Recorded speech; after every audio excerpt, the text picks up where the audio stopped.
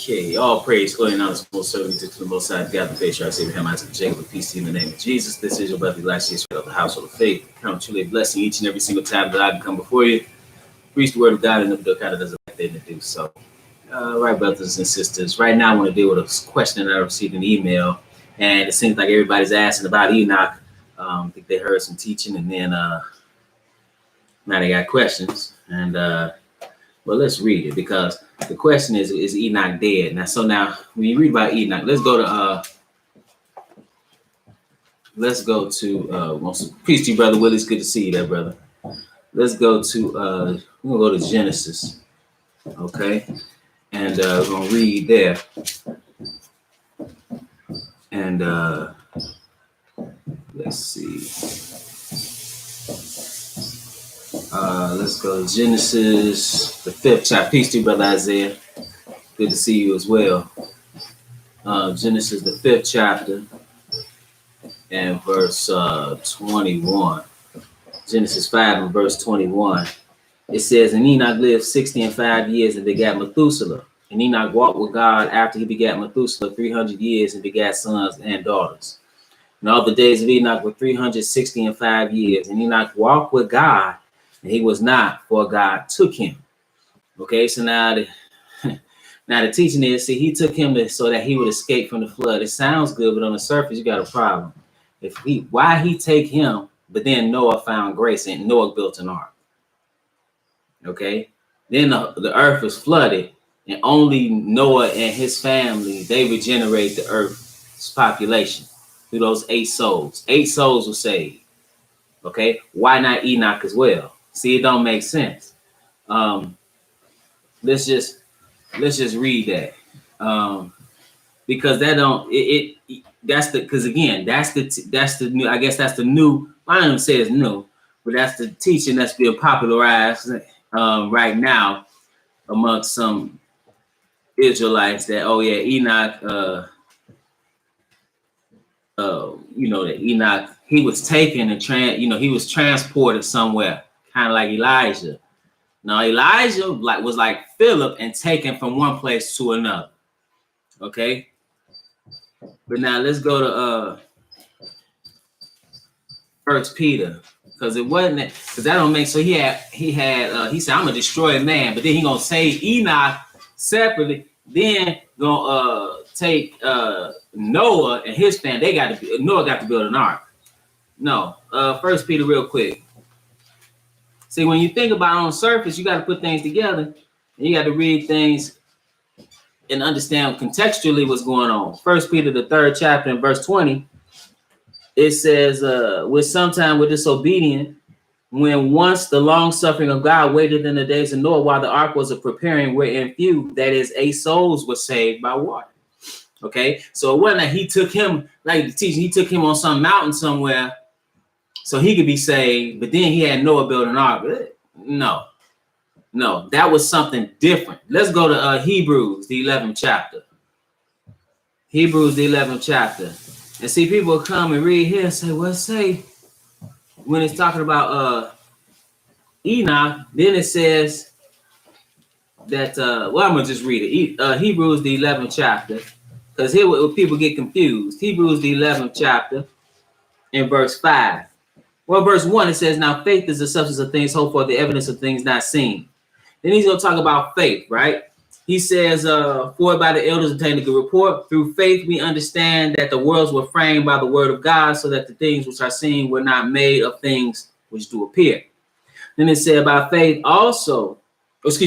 Abel offered up unto God a more excellent sacrifice than Cain, by which he obtained witness that he was righteous, God testifying of his gifts, and by he being dead yet speaketh.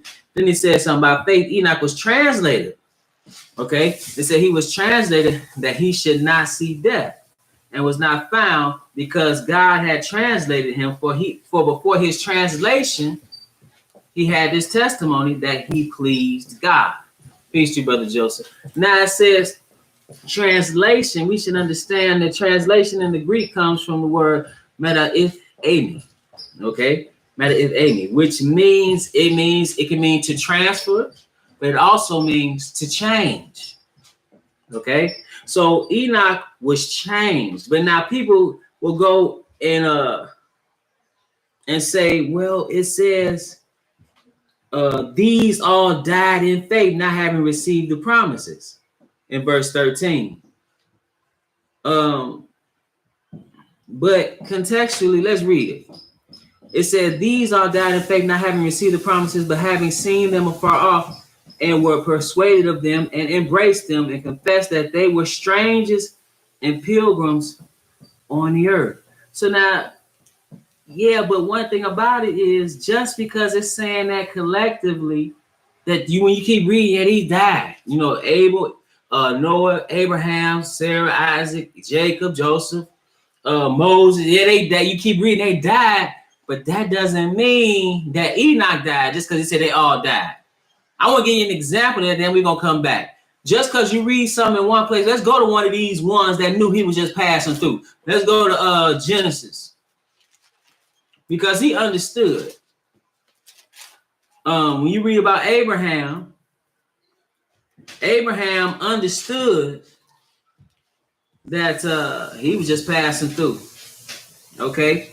He in verse 10 of Hebrews 11, it said, for he looked, talking about Abraham, for he looked for a city which had foundations, whose builder and maker is God. So he knew it was something down the line, even beyond his natural life. Peace to you, brother Nicodemus. Good to see you there. But now let's go to Genesis, the 15th chapter, and see something here, why he's giving this vision about his seed that's to come. Genesis, the 15th chapter, in verse 13, it says, and he said unto Abram, whose name was changed to Abraham, just so you know, it says, know of a surety that thy seed shall be a stranger in a land that is not theirs, and shall serve them, and they shall afflict them 400 years. Now, wait a minute. He said they're going to afflict them 400 years. So people will say, well, they was in Egypt for 400 years. But let's go, and that's true. They were in Egypt for 400 years. But let's go to Exodus, the 12th chapter. Exodus, the 12th chapter, and verse 41, it says, and it came to pass at the end of the 430 years, even the selfsame day, it came to pass that all the host of the Lord went out from the land of Egypt.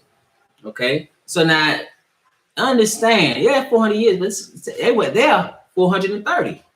So it's just as an example. You see these examples, you want to say, well, it says that they all died in faith, and that sounds good, and they did, but not Enoch. Because when you saying that, you got to understand what you're not saying verbally, but you're actually saying. So if Enoch didn't die, that means that Noah built an ark. He found grace, but that Enoch was taken so that he wouldn't see the death, and he was taken someplace so the flood, he wouldn't be affected by the flood. That's the teaching now. What? That's not accurate.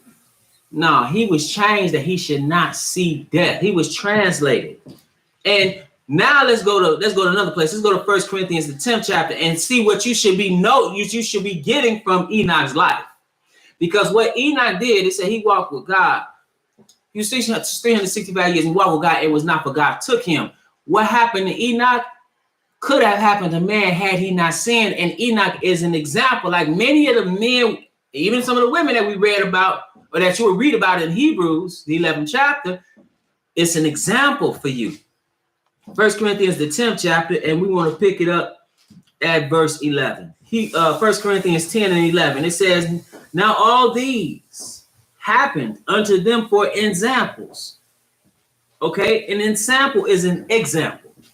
It said, and they are written for our admonition, upon whom the ends of the world are come. So what is Enoch an example of? 1 Thessalonians, brothers and sisters. 1 Thessalonians, the 4th chapter. What is Enoch an example of? See, he will show you what can happen. 1 Thessalonians 4 and verse 13. Paul writes to the congregation at Thessalonica in this epistle, but I would not have you to be ignorant, brethren, concerning them which are asleep, that ye sorrow not, even as others which have no hope.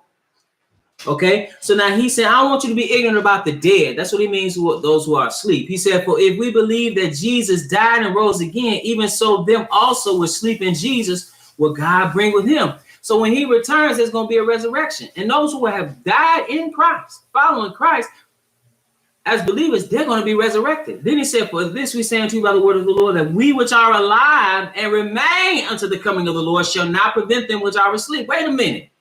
You're going to have a resurrection of those who, when they are alive, when the Messiah returns, they're going to get a change. They're going to go from being man and not see death and go directly to being God. That's what Enoch did. It's an example of what would have happened had Adam not sinned. And it is an example or foreshadows what will happen.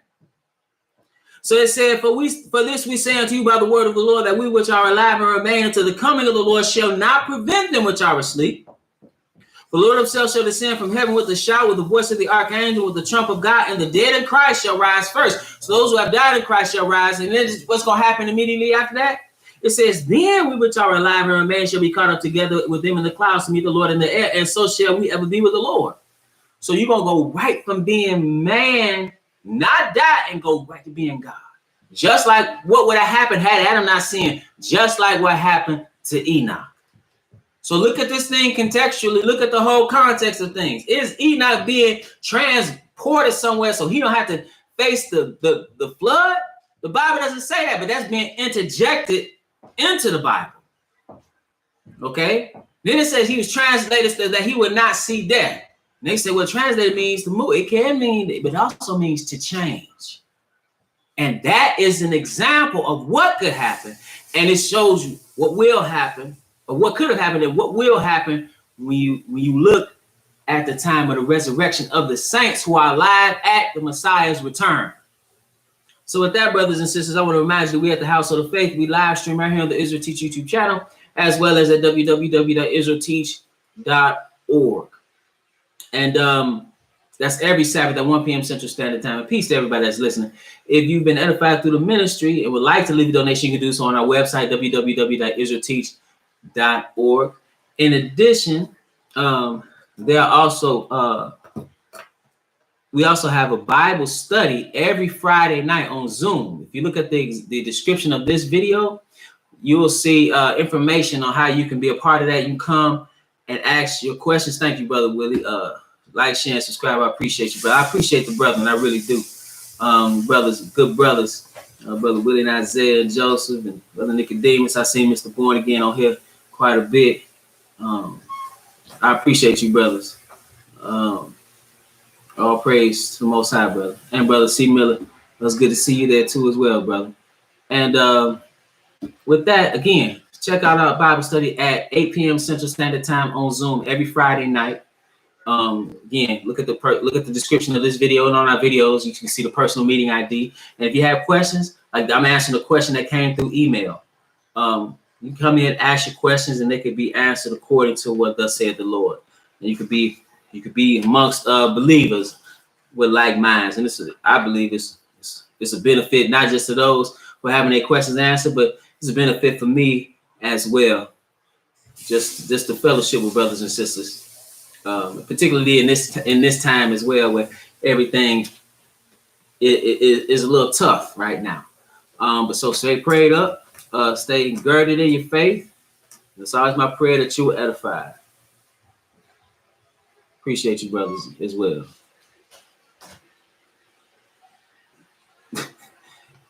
Yeah, bro. Boy, I tell you the truth.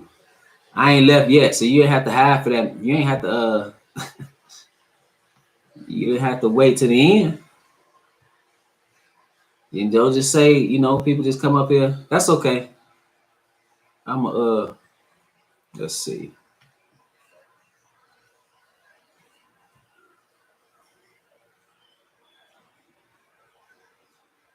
That's okay. It's okay. Y'all can keep say this. I don't want to time you out. I just want to move. It's too, like I said before, it's too late in the day to be playing with y'all. Y'all can take it or leave it. If you don't like what I'm saying, really it ain't me. I'm reading the word. If you don't like it, can't get with it, beat it. You can kick rocks. You can scram. It's too late in the day to be playing with y'all. I'm not playing with y'all. So if you come on here talking crazy, you gonna get checked. Okay? And yeah, I talk like that because that's what people need to hear. It's too late in the day to be playing. People that want to hear, peace to you, Brother Austin. People that want to hear, you can hear it. And I'll read it to you. But if you don't want to hear, you can beat it. You can beat it. And then you'll find out who's right. You'll find out who's right. And the word is right. That's why I'm constantly reading it to you. You got a problem with it? Beat it. All right? So it's too much energy dealt with people who don't have a clue.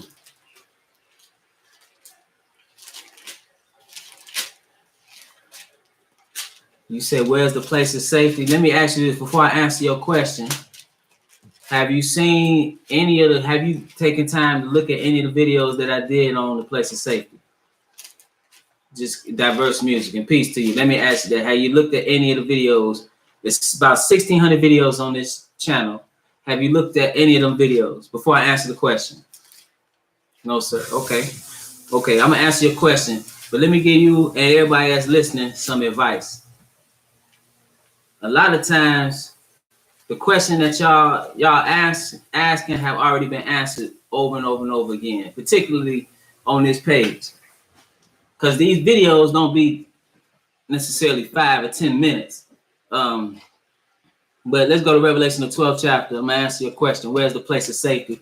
And for those of you who don't know what the place of safety is, the place of safety is the place that's prepared for the believers, for the saints during great tribulation. Revelation, the 12th chapter. Good. And I welcome you, brother. But if you look, any question you have, a lot of times, like I said, 1,600 videos on here, you could look, and a lot of times you'll see the answer. Revelation, the 12th chapter, and we'll pick it up at the 13th verse. Well, actually, let's pick it up at verse 1. It says, and there appeared a great one in heaven, a woman clothed with the sun and the moon under her feet, and upon her head a crown of 12 stars. So now, this woman represents the children of Israel. How do you know this woman represents the children of Israel? Well, let's go and let's pick it up. Let's go and pick it up at verse Genesis, excuse me.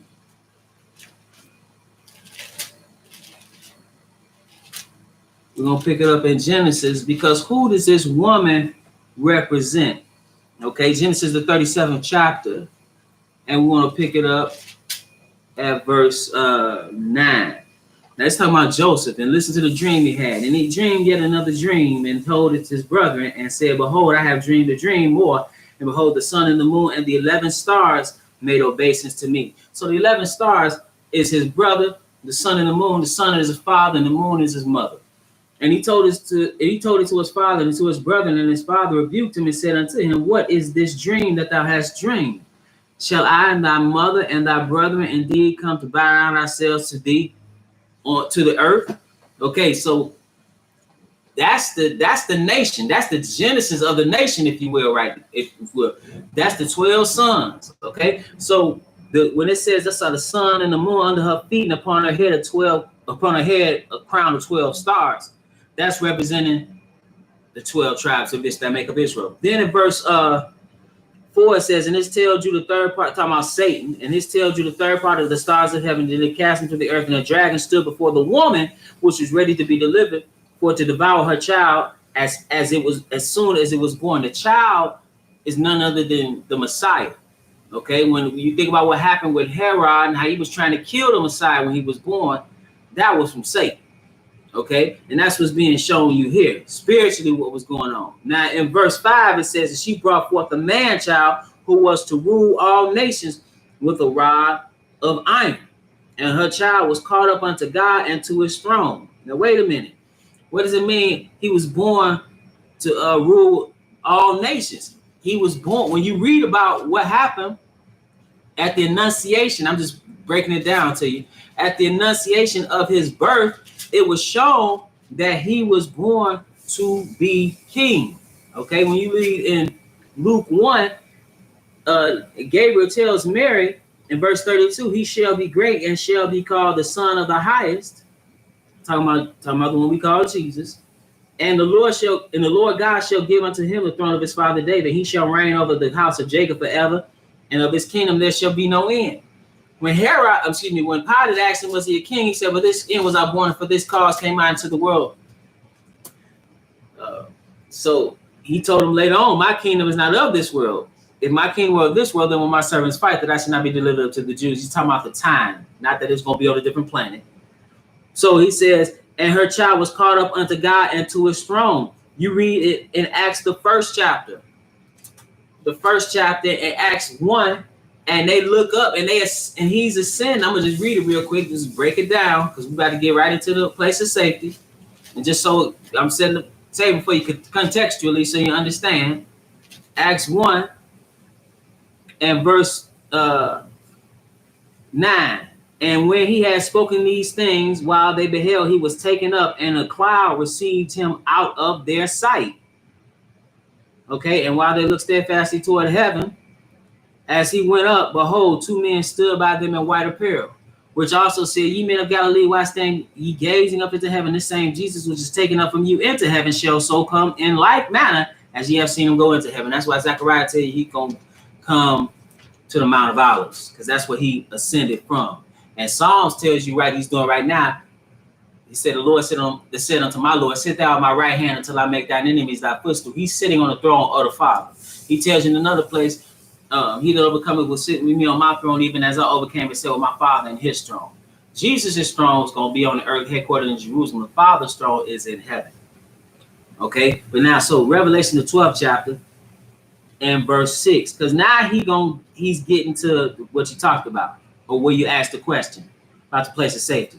Verse 6, and the woman who we know is Israel fled into the wilderness, where there is no rapture, where she had the place prepared of God, that they should feed her there 1,260 days, 1,260 days, 40 and 2 months, times in the dividing of time.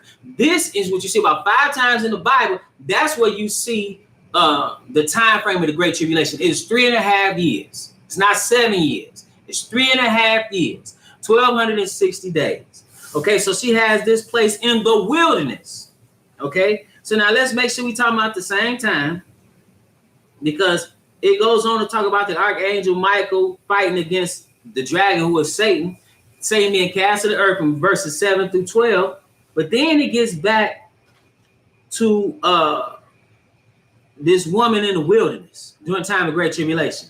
And just so we want to know, we understand the time frame, in Revelation 11 chapter, in verse 3, it tells us, and I will give power to my 2 witnesses, and they shall prophesy 1,260 days clothed in sackcloth. That's talking about the same time period. Okay, the desert is wilderness. Okay, but we're gonna get to specifically where it's at. Okay, the wilderness is a place. When you read about the wilderness, it was desert like. It wasn't like it. He made it plush. He made them survive. He brought water out the rock because when you look at it, they weren't supposed to be able to survive out there like that. But the shoes didn't get old on their feet. And he's gonna do a similar thing once again. But now this is talking about the place of safety. Now it says in verse 13, and when the dragon saw that he was cast into the earth, he persecuted the woman, was brought forth a man-child. The woman is Israel, the man-child is Jesus. Verse 14, and the woman were given 2 wings of a great eagle. That's figuratively speaking of the deliverance, that she might fly into the wilderness, into a place where she is nursed for a time, that's 1 year, and times, that's 2 years, and it says, and half a time, that's 3.5 years, 1,260 days, 40 and 2 months, times in the dividing of times. So it says she's there. So now this woman is in the wilderness, okay, for 40 and 2 months. We know this wilderness is not talking about when Israel was in the wilderness for 40 years after they came out of Goshen. Nor is it talking about the time where the nation of Israel as a whole, before he brings Israel back into the promised land, when he returns, he's gonna take them in the wilderness again. But now this is talking about during the tribulation, the place of safety. Okay, because so you have to make those distinctions of the times in which Israel. I'm gonna say the times in which Israel was gonna be in the wilderness or was in the wilderness. The first time it already took place in the days of Moses and Aaron, when they came out of Egypt after Egyptian bondage, and they were there for 40 years. The next time you're gonna see some Israelites in the wilderness is during the Great Tribulation. That's gonna be a covert, and that don't mean all of them gonna make it, because you keep reading here, it's talking about he's gonna make war with he's gonna basically he's making war with the remnant of us seed, which keep the commandments of God and have the testimony of Jesus Christ. Daniel also talks about the persecution during the Great Tribulation. We're gonna go to Daniel in a second. Okay.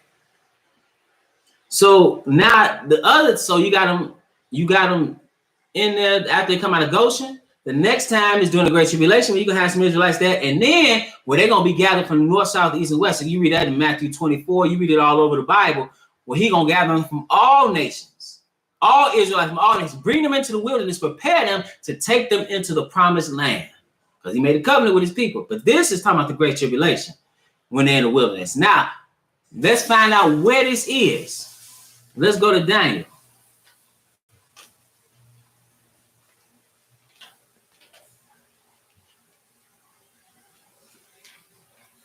Daniel, the 11th chapter. And here we're going to read about this king.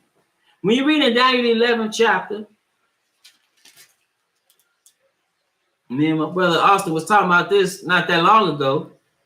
This chapter is taking you from Darius all the way to the man of sin, or the son of perdition, the abomination of desolation, the one who they otherwise known as the Antichrist. Okay, that's so it's talking about Darius.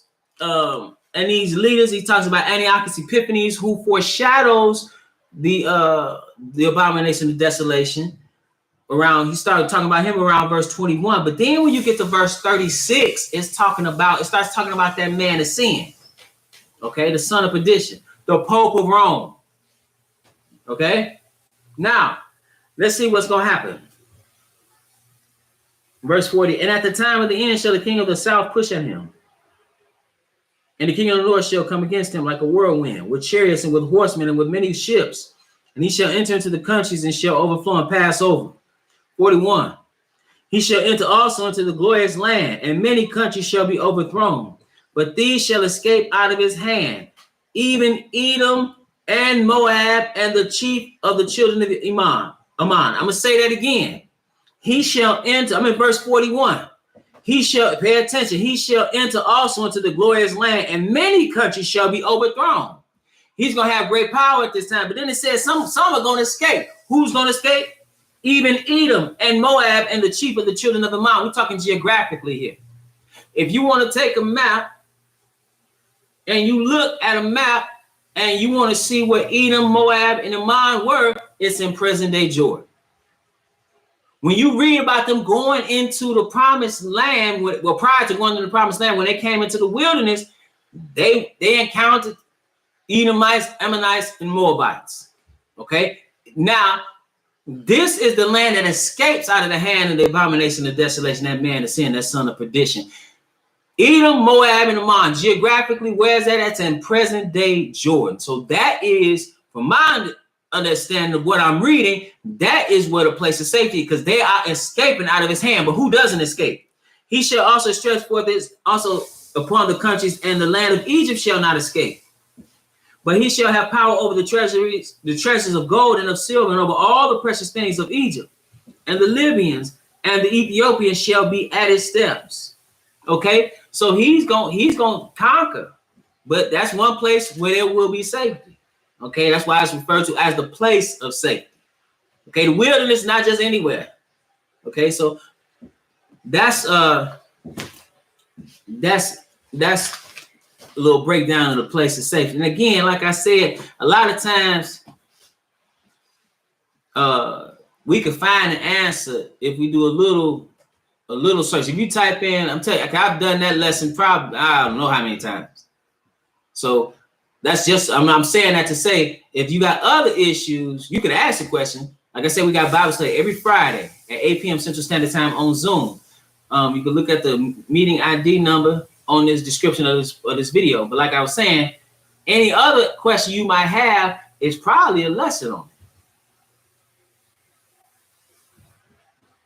What's your question?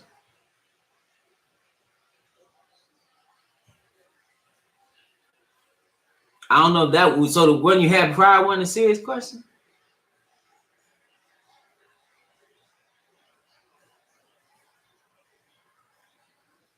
We talking about great tribulation. That's pretty serious. You got a question? Because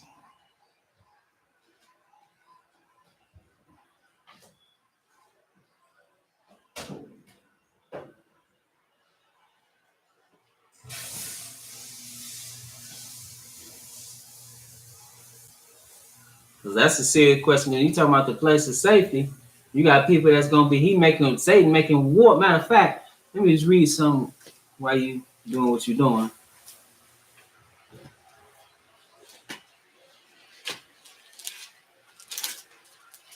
Read something in Daniel. Because people under the false misconception that you a saint. You got a question? You go ask your question. Type your question out.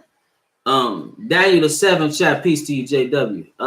Daniel the 7th chapter talking about this man of sin, this son of perdition, this abomination of desolation. It says, and he shall speak, verse 25, and he shall speak great words against the Most High, and shall wear out the saints of the Most High, and think to change times and laws. And they shall be given into his hand until the time and times and the dividing of time. Okay? So it says something, they say he gonna be wearing out the saints. Okay? Daniel the 11th chapter and verse 36. Well, we waiting on this. I don't know if you got a real question or not. 36, and the king shall do according to his will, he shall exalt himself above. He shall exalt himself and magnify himself above every God, and shall speak marvelous things against the God of gods, and shall prosper till the indignation be accomplished. That is determined shall be done. Let's go to Revelation again. Let's see. Revelation is the 12th chapter.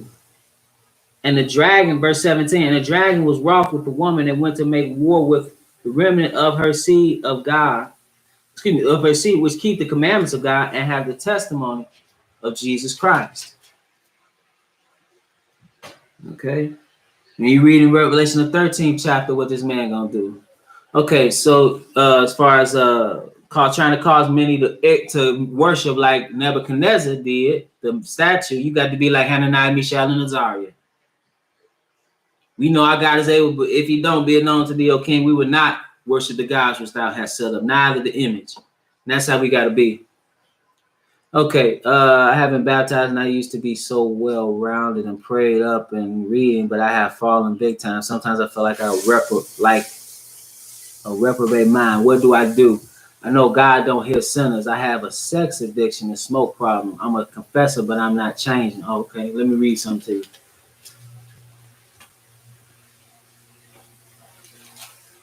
Let me read something to you. Let's go to Mark the 9th chapter. And it's going to sound harsh. Okay? Because I understand everybody's struggling with something to varying degrees.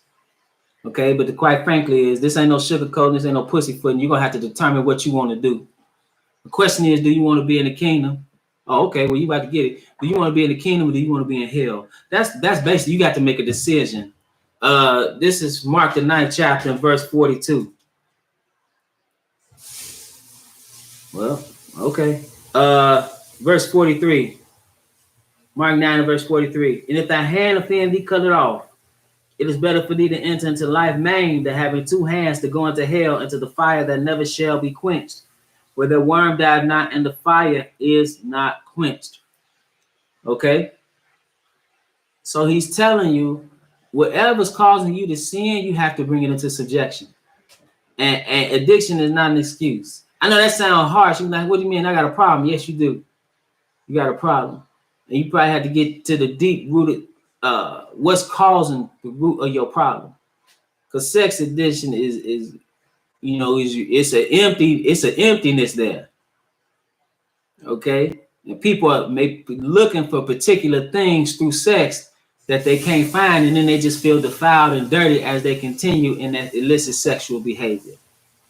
Okay, so addictions for a lot of different reasons, but the thing we have to all look at, because people are addicted to sex. You got people, a bunch of liars. You got people that's homosexual. You got people that's committing adultery. You got people that's doing idolatry. Okay, so what you have to do is whatever your situation is, whatever it is, no matter to the degree that you're struggling with that, because it's a spiritual struggle, you got to bring yourself into subjection. You got to figure out where you want to be. He says, again, if thy hand offend thee, cut it off. It is better for thee to enter into life maimed than having two hands to go into hell, into the fire that never shall be quenched, where that worm dieth not and the fire is not quenched.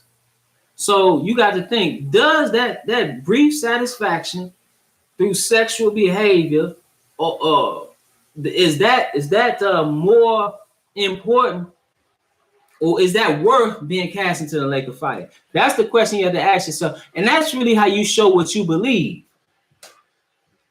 Because the Bible is actually, the word of God is actually causing you to, it's calling for a transformation within yourself. It's not necessarily easy because you're fleshly. We are fleshly. We are carnal beings. And the word is spiritual, calling us to live spiritually. So now that's the thing you need to do. You need to bring your body into subjection. And him telling you to cut off your hand is not literally telling you to cut off your hand, but he's showing you the severity of the situation. It's just that serious. It's just that serious.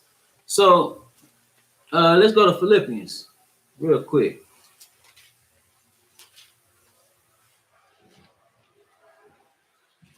It's just that serious. And that's the situation. That's the thing that people need to understand.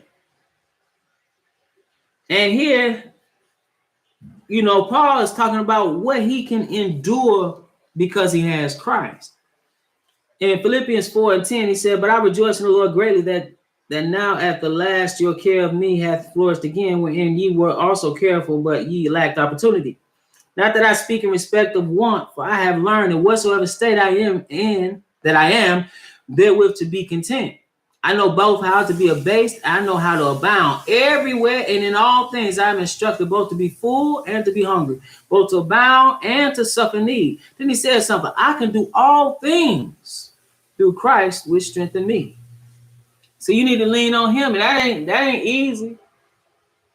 But one thing I'm gonna say is, you need to make the decision, and in making the decision, you need to act on the decision that you made. Hey, if I'm answering the question, don't come in here saying nothing.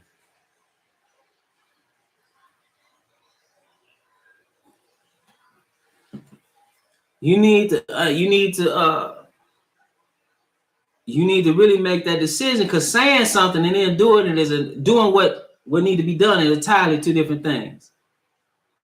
And we can do different things. We can do what we want to do. Like I know I had an uncle, he passed on. I know he went to Vietnam and got hooked on heroin. And I asked him, I said, man, and never used it again. I said, how'd you get off heroin? He said, cold turkey. I went in the room and got off. And I wanted to. It's about what you want. It's about, do you believe it's real or not? And that has to be in the forefront of your mind. That's what has to be in the forefront of your mind. Okay, so we all dealing with different things.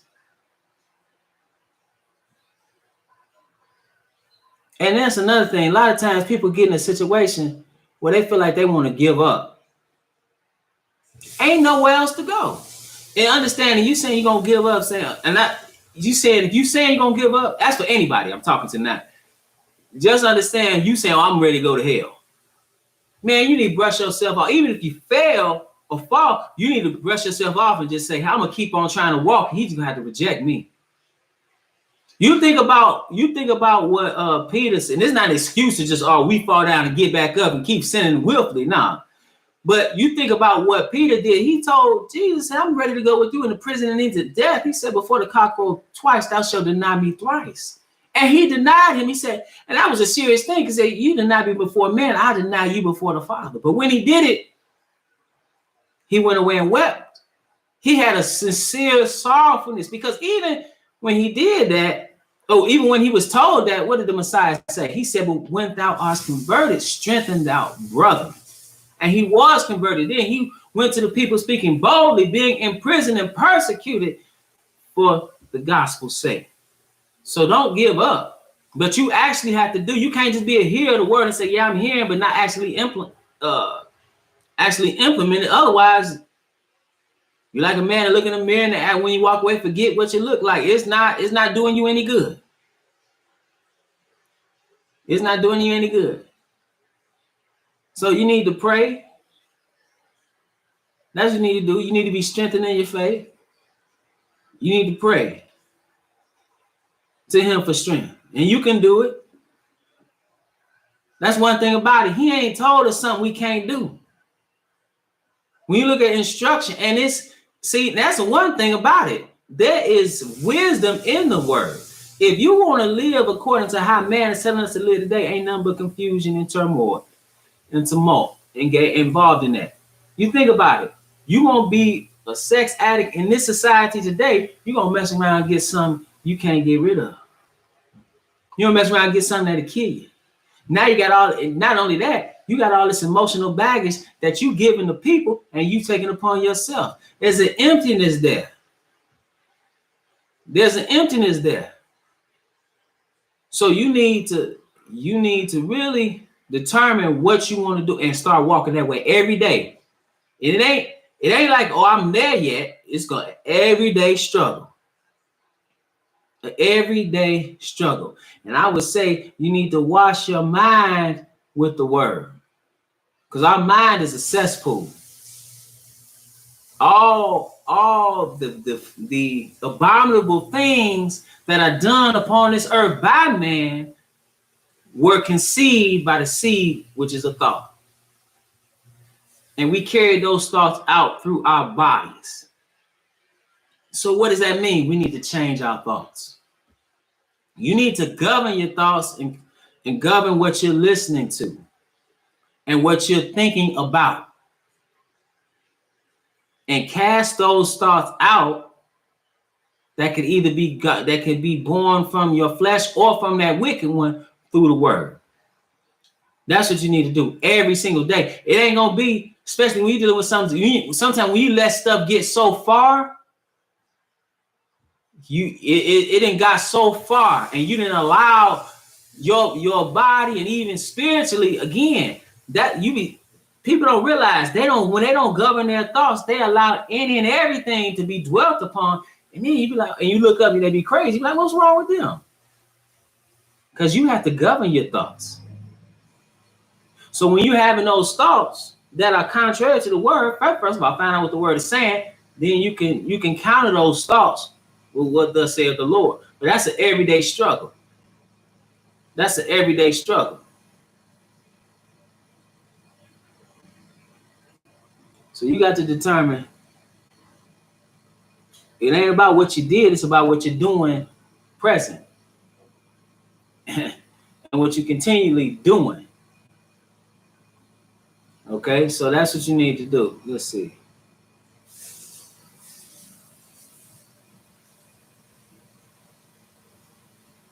Because some stuff we make, a lot of time we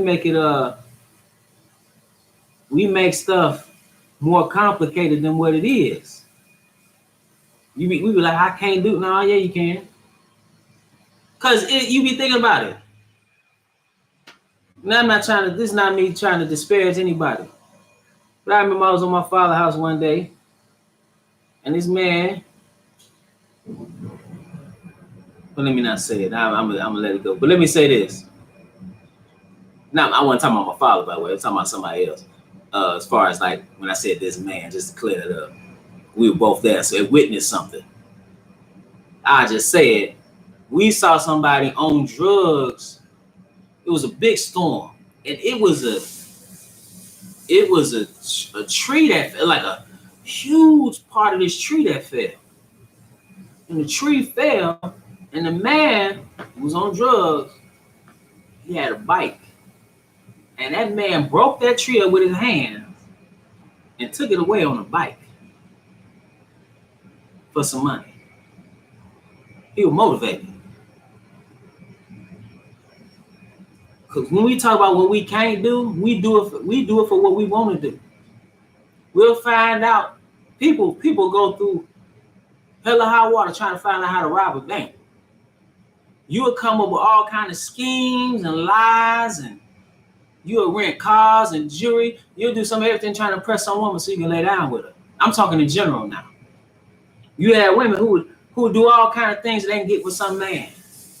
You got people who would do all kinds of things to get some money.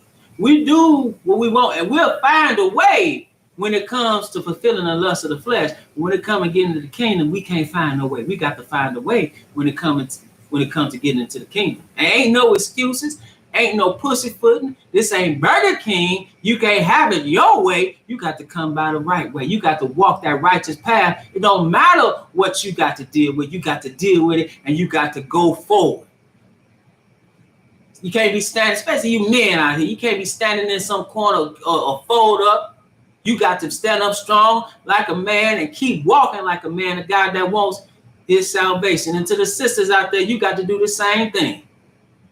Don't let no man take your salvation because you don't want to be by yourself.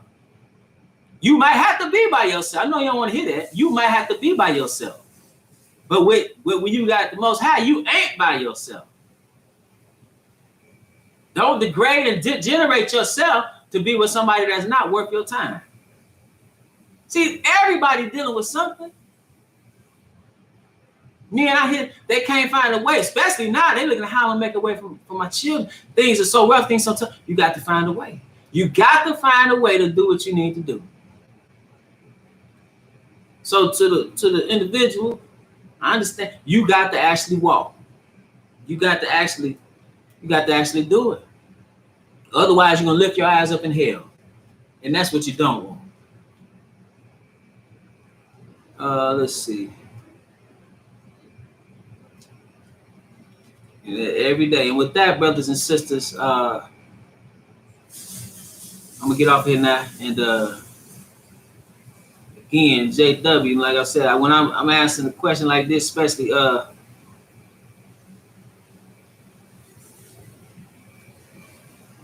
I'm deal with it because I'm dealing with what the Lord given me, and I don't, distractions on here. Sometimes some things could be a distraction that people don't realize. So don't take that personal.